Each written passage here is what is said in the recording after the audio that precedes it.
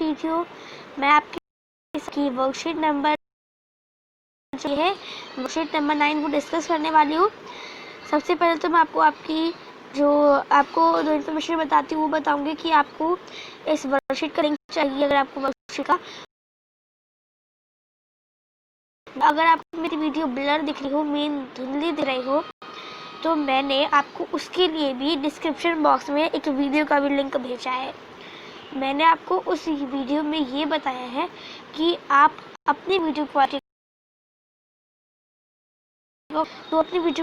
को आप सभी इम्प्रूव करो एंड मेरी वीडियो को क्लियर देखिए। तो चलिए अपनी वर्कशीट की तरफ बढ़ते हैं। तो ये आपकी वर्कशीट है, वर्कशीट नंबर 9। चलो एक बार इसको अच्छी तरह से पढ़ते हैं। सबसे पहले आप सभी को अपना नेम लिखना है, फिर आपको अपने क्लास टीचर का नेम लिखना है, आपको डेट नंबर लिखना है, आपको अपना सब्जेक्ट लिखना है, आपको अपनी क्लास लिखनी है और अपना नेम लिखना है। ठीक है, तो आपकी जो आज की वर्कशीट का सब्जेक्ट है social science, social and political life. ठीक है, तो आपका उसका जो टॉपिक है वो क्या है, उसमें डिविजिटी एंड डिस्क्रिमिनेशन। ठीक है, डिविजिटी एंड डिस्क्रिमिनेशन है आपका स्ट्रगल फॉर इक्वालिटी के लिए। तो चलिए पढ़ते हैं इसको। तो आपको बोला है कि डियर स्टूडेंट, मतलब कि प्यारे बच्चों, depressed class women tribals and presents and social reformers fought against inequalities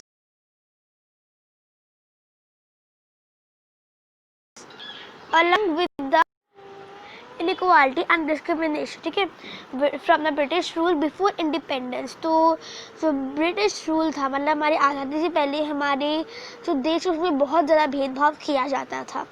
ठीक है, लिंग में, जाति में, धर्म में, सब चीज़ों में भेदभाव किया जाता था। Every effort has been made to remove any inequality and discrimination from the society of free India. Every person in our country has equal rights and equal opportunities। तो हमारी जो कंट्री है, ये इंडिया हमारी जो कंट्री है, इसमें सबके साथ कोई भी भेदभाव नहीं किया जाना चाहिए किसी भी सोसाइटी में। ठीक है, ये तो है फ्री इंडिया वाले, सबको आज़ादी देनी चाहिए और हर पर्सन को उसके अधिकार मिलने चाहिए, उसको अधिकार मिलने चाहिए। ठीक है, people are free to choose the work. उनको पूरी आज़ादी दी जानी चाहिए, जो भी वो काम करना चाहते हो उनको उसकी भी आज़ादी दी जानी चाहिए कि वो कोई सभी काम अपनी मर्जी का कर सकते हैं। The Indian Constitution recognizes all Indians as equal before the law। ठीक है, तो मतलब कि जो इंडिया के जो लोग सबको एक तरह से बहुत उनके अधिकार दिए गए हैं। It states that no person shall be discriminated on the basis of region। ठीक है, region, caste। ठीक है, मतलब कि आपको बोला कि उसकी किसी भी जाति, धर्म, नस्ल, जो भी है लिंग, उसका किसी से भी उसको डिस्क्रिमिनेट नहीं किया जाना चाहिए और उसके रंग से भी नहीं कहना चाहिए, किसी भी चीज़ से उसको उसका भेदभाव नहीं करना चाहिए, उसको एक समान रखना चाहिए। ठीक है, फॉर एग्ज़ाम्पल कि हर जो स्कूल के दरवाजे वो हर बच्चे के लिए खुले हैं, चाहे वो अमीर हो या फिर गरीब हो, और कोई भी इंसान अपनी मर्जी से किसी को भी वोट कर सकता है। ठीक है, despite constitution measures there are signs of inequality in India। inequality affect the poor। तो ये जो डिस्क्रिमिनेशन, जो भेदभाव है, असमानता, ये सबसे ज़्यादा प्रभावित करती है गरीब लोगों को। ठीक है, why there is no equality among the people. लोगों में इक्वालिटी, लोगों में समानता क्यों नहीं है, इसके आपको बहुत सारे मुख्य कारण मिलेंगे। प्रॉवर्टी, लाख हो, मतलब की प्रॉवर्टी या फिर संसाधनों की कमी, भेदभाव, और उनकी जो कास्ट होती है, उनकी जो रीजन, उसके हिसाब से, उनके जेंडर के हिसाब से उनके साथ भेदभाव किया जाता है। ऐसी असमानता को हटाने के लिए डॉक्टर भीमराव अम्बेडकर जी ने भी लड़ाई लड़ी थी असमानता के खिलाफ, क्योंकि उन्होंने स्टार्ट करवाया था कि कोई भी सब, जो भी गरीब अमीर जो भी है, किसी भी जाति के कोई भी लोग मंदिर में जा सकते हैं, उनके लिए मंदिर दरवाजे खुले रहने चाहिए। ऐसी महात्मा ज्योतिबाई फुले सरस्वती ने करा था कि जो लड़कियां हैं, जो वुमेन थे, उनको भी पढ़ाना चाहिए, उनको भी एजुकेट करना चाहिए। ठीक है, तो ये हमने डिस्क्रिमिनेशन के बारे में। तो आगे कुछ क्वेश्चंस करने हैं।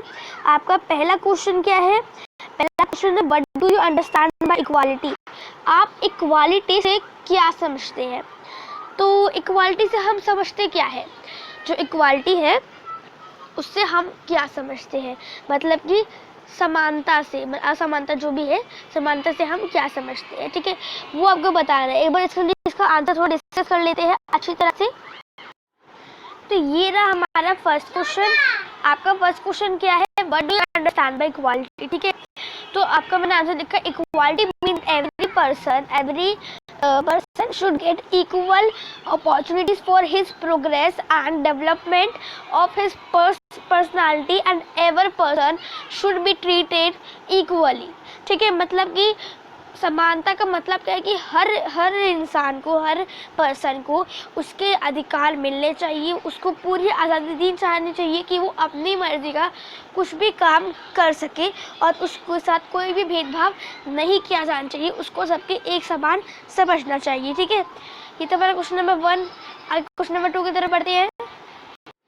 क्वेश्चन 2 है आपका, what are the main causes of inequality among the people? मतलब कि जो असमानता है उसके पीछे क्या क्या मुख्य कारण है कि असमानता लोगों में क्यों, उसके पीछे आपको मुख्य कारण बताए हैं जो हमने पढ़ा था। मैं आपको इसी के हिसाब से आंसर दिखाऊंगी, चलिए देखते हैं। ये रहा हमारा क्वेश्चन नंबर 2। आपका क्वेश्चन नंबर क्या है? The main reason behind inequalities. आपको मेन रीजन बताने हैं इक्वालिटीज, मतलब कि असमानता के पीछे, ठीक है।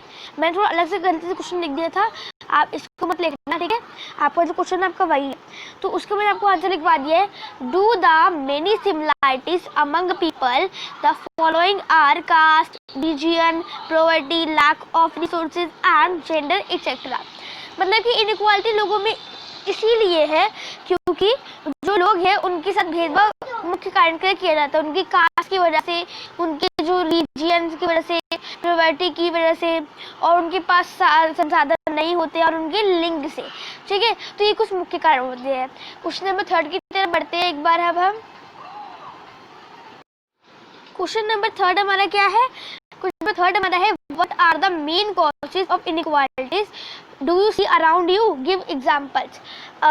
जो असमानता उसके पीछे आपको मुख्य कारण तो बताना ही है कि आपको वो बताने हैं जो आपने अपने आसपास असमानताएं देखी है कुछ एग्जाम्पल के साथ। तो जैसे कि मैं लिखवाया, we see more inequalities around us like in caste, in region, in gender etcetera.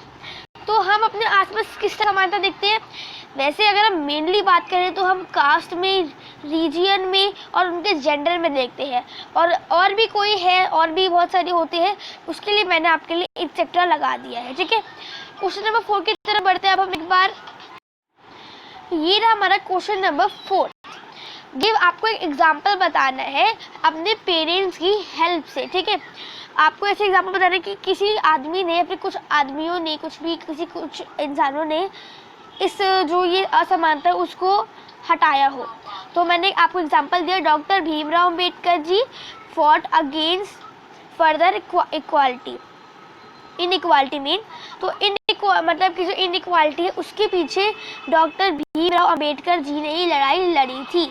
आप यहाँ पे जो मैंने लिखा वहाँ पे EN भी लगा दीजिएगा, ठीक है। तो ये था हमारा लास्ट क्वेश्चन वर्कशीट का। समझ आया हो तो वीडियो को लाइक करना, फ्रेंड के साथ शेयर करना, चैनल को सब्सक्राइब करना, बेल आइकन को प्रेस करना और भी वीडियो की नोटिफिकेशन के लिए। और आपको जो नीचे आपकी कोविड-19 से बचने के लिए, आपकी सेफ्टी के लिए जो भी आपको बताया आप उसको ज़रूर करिएगा ताकि आप कोविड-19 से सेफ रहिए, ठीक है। कि आपको सबसे दूर रहना चाहिए, कम से कम 2 गज की दूरी आपको रखनी चाहिए, ठीक है। तो इतना समझ आ गया सब कुछ, आपको लिखना है, बस समझना है। तो thanks for watching, stay home, stay safe.